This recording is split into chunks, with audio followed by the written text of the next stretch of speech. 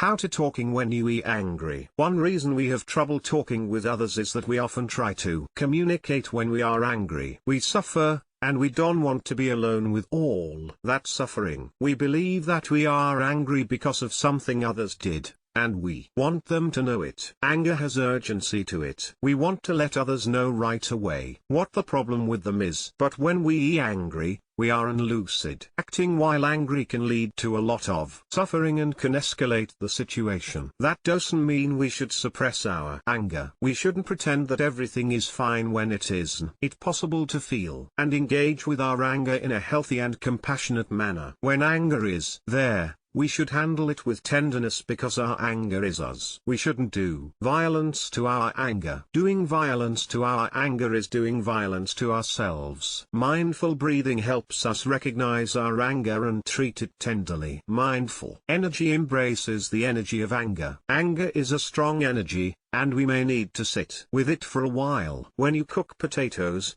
you have to maintain the fire underneath for at least 15 or 20 minutes. The same is true of the practice of mindfulness. When it embraces anger, it will take a while, because the anger takes a while to cook. After you have sat with mindful awareness and calmed your anger, you can look deeply into the anger to see its nature and where it has come from. What is the root of that anger? Anger may come from a wrong perception or a habitual way of responding to events that don't reflect our deepest values. In popular psychotherapy, we are sometimes encouraged to express our anger physically to get it out of our system.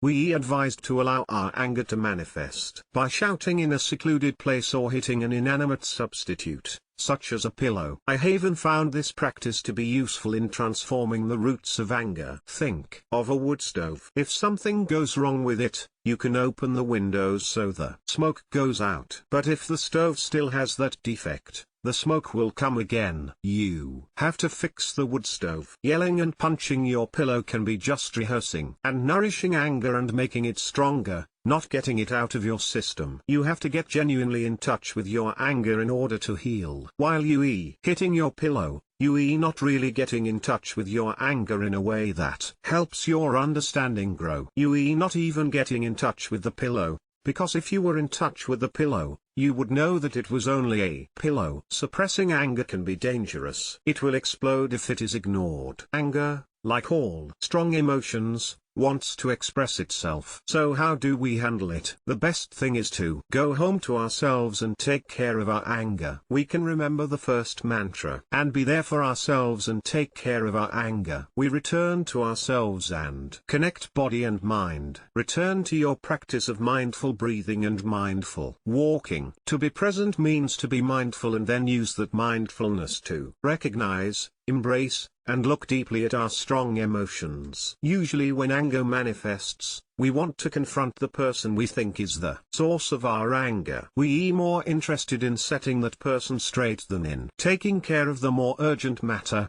which is our own anger. We are like the person whose house is on fire who goes chasing after the arsonist instead of going home to put out the fire. Meanwhile, the house continues to burn. There are many things you can do to communicate that you are suffering over something that somebody has done. You can write a note or send an email to the person. But first practice mindful breathing and take care of your anger. This is a perfect time to use the fourth mantra, suffer. Please help.